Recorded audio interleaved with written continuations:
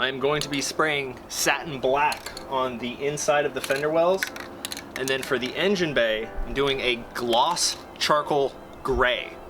Never dealt with this color before, and it's something I wouldn't personally run on something that I would be building for myself, which is kind of the whole point of this build. So we're trying it out. So first I'm going to spray the fender wells, and then I'll do the engine bay.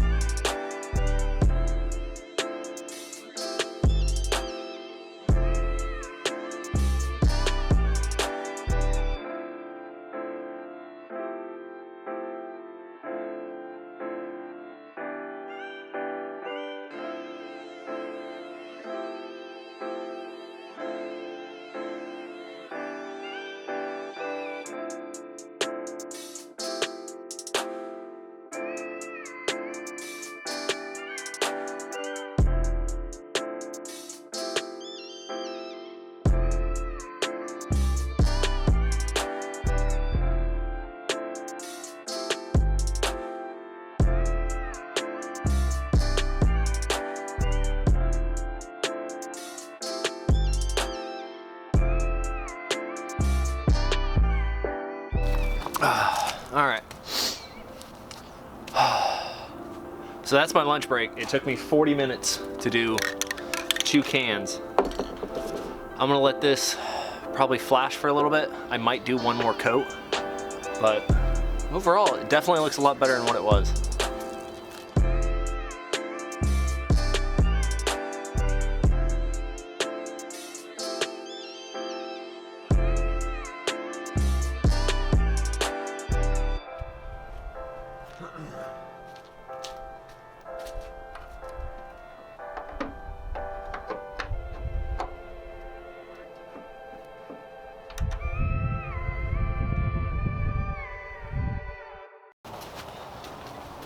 All right, so today I'm going to be putting in the engine. Currently, the engine is all built. I'm gonna go over everything that we've done on it, but Chelsea has gotten everything besides 2 things. And that is the line for the power steering that goes to the reservoir itself. Never mind, it's one thing. She's gotten everything else lined up in this car for me to be able to do this. So I'm gonna take the advantage that I can. I'm probably gonna have to take off the hood, but I am putting in just the engine because we're waiting on a couple seals to come in for the transmission. Currently it's 42 degrees out here, so that's why I'm all bundled up, because it's freezing in here. So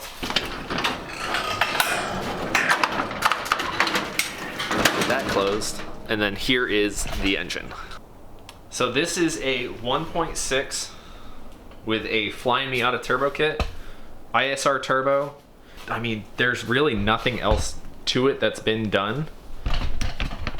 Chelsea is setting up so that I could use R8 coil packs on this. They seat a lot better, and we just had to do some slight modifications to them to make them work. I painted the valve cover myself, but we painted everything that we could. Just refreshed the entire engine with new seals, new gaskets everywhere that we could. We're going to be using a Spec 3 1.6 clutch for this engine. This clutch and flywheel have already been together. I'm just putting on a new clutch bearing. But other than that, let's get the bearing in, and then let's get this thing sorted. Also, one thing I forgot to mention, we are running AWR. I believe this is the 80 mount.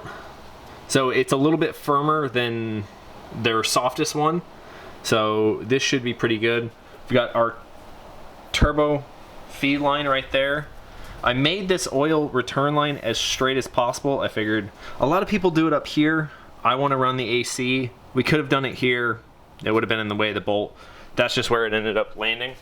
So for right now, I'm going to get this onto the engine stand, or engine lift, throw on the flywheel, the clutch, and get this installed.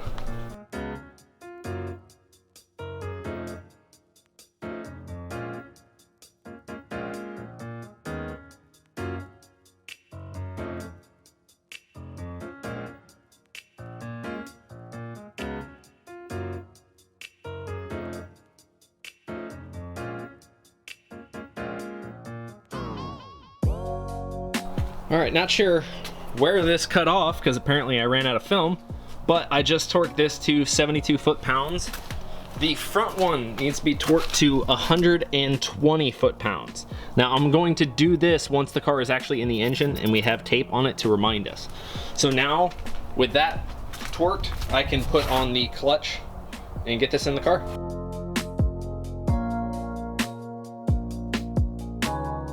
These are a 14. I have these kind of snugged up right now. The torque specs on this are a 14 to 19. So I'm gonna go right into the middle and go to 17.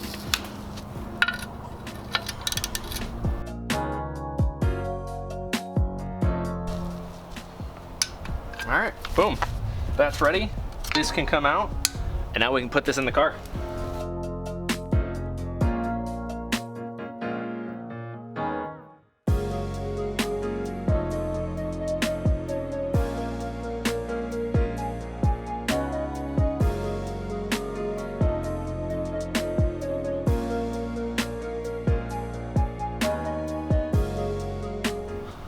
All right, so right now the engine is in, but with nothing holding it, it wants to rock back and forth.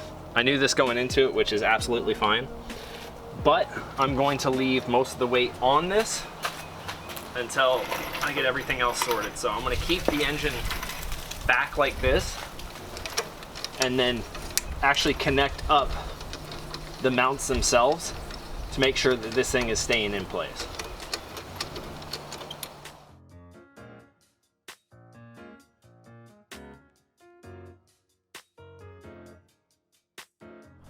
Okay, so for now, the engine's in. I just placed a piece of wood underneath the oil pan and the rack, and that is holding it in the stock position. Probably a little bit too far back, but that's okay. It's enough for me to put the hood back on.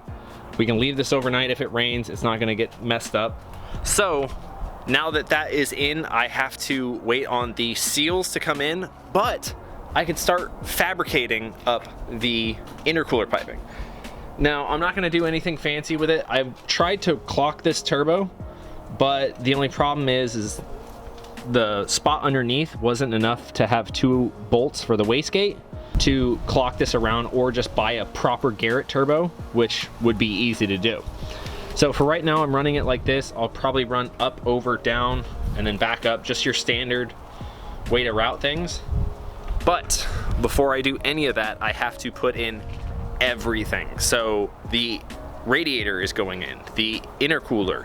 I have to make sure that everything on this car is going to line up because it's going to be used as a daily. It's going to get abused daily. So it needs to make sure that it could take all of that abuse.